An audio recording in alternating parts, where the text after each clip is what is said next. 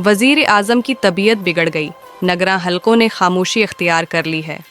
Social media पर एक अधूरी वीडियो गर्दिश कर रही थी जिसमें लोग सड़कों पर जमा होकर दुआ कर रहे थे। शहर में एक अजीब सा सुकूत छा गया, लोग खामोश, आंखों में बेचैनी। अगले चंद घंटों में अफवाहों ने अपने परों को फैलाया।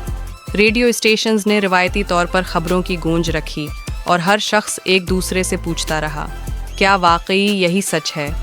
एक बुजुर्ग सहाफ़ी ने दरवाजे खटखटाकर पूछा और एक छोटा सा इमाम मस्जिद ने मंबर पर खड़े होकर खामोशी की दरख्वास्त की, मगर फ़ज़ा में शकूक व शबहात पनप रहे थे।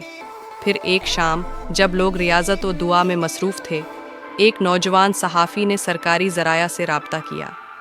चंद मिनट बाद उसने मेगाफोन पकड़कर ऐलान किया, ये खबर गलत है, हुकूमत ने अभी तक कोई तस्दीक जारी नहीं की, सच सामने आने तक अफवाहों पर यकीन न करें।